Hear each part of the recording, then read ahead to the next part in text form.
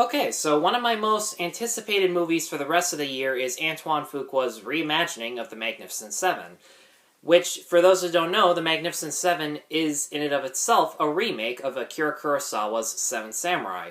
Not only that, but Seven Samurai also has this sort of loose anime adaptation called Samurai 7, which is more of a steampunk remake.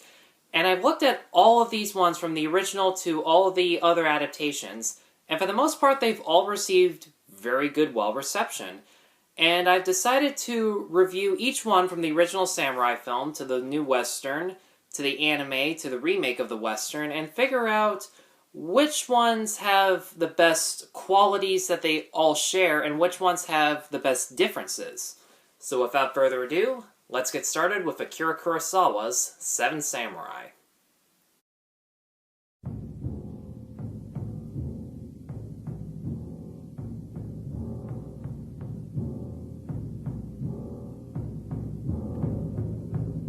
Hi, I'm Tyler, and I'm here to let you know that contrary to popular belief, Seven Samurai is no perfect movie.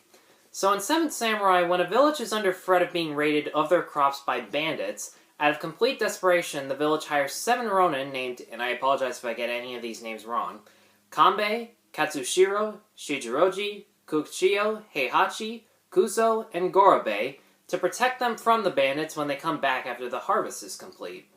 Now, Akira Kurosawa is considered by many to be one of the greatest visual directors of all time, and watching this movie, it's really easy to see why.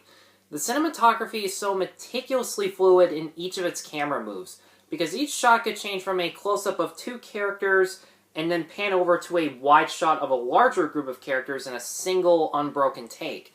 And as a result, he saves a lot of time on editing in the process, and the audience won't get too exhausted from standard coverage of one shot of a character here to a reverse shot of another character here.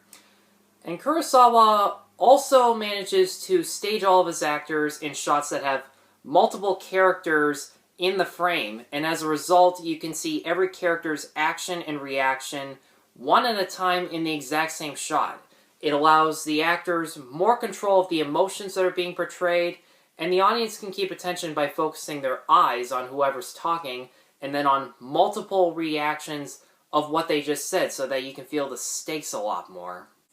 Now, one of the things this film has been credited as being very innovative is the plot element of recruiting and hiring multiple heroes into a team in order to accomplish their mission. Now, if you've seen a lot of traditional action movies before watching this one, you might not find this element new.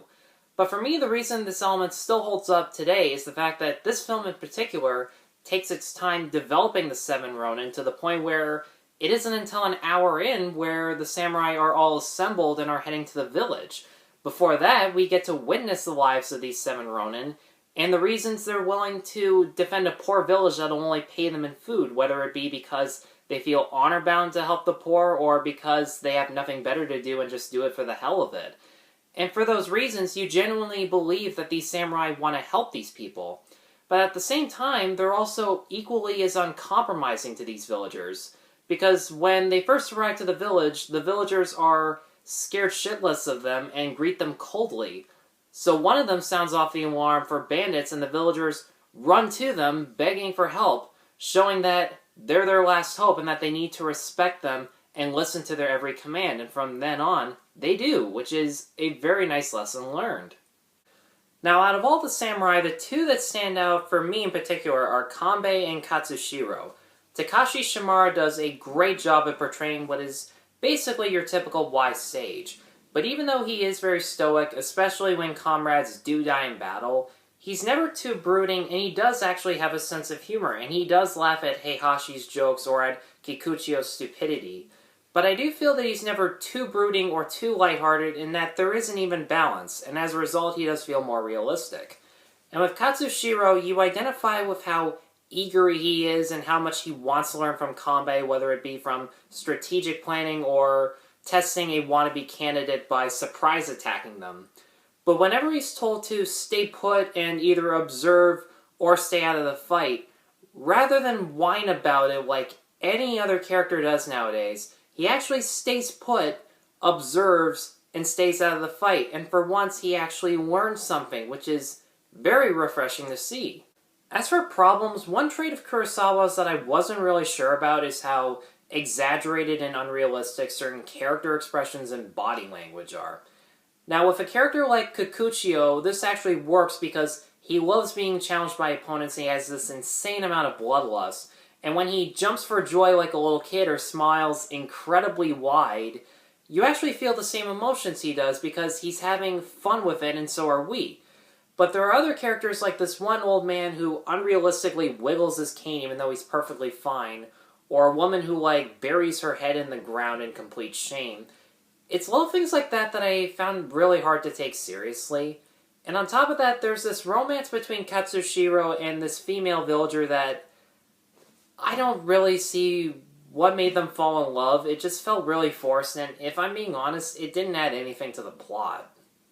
Seven Samurai's well-calculated cinematography, commanding and identifiable performances, and just the amount of time dedicated to the characters' motivations make it really easy to understand all the acclaim that this film receives.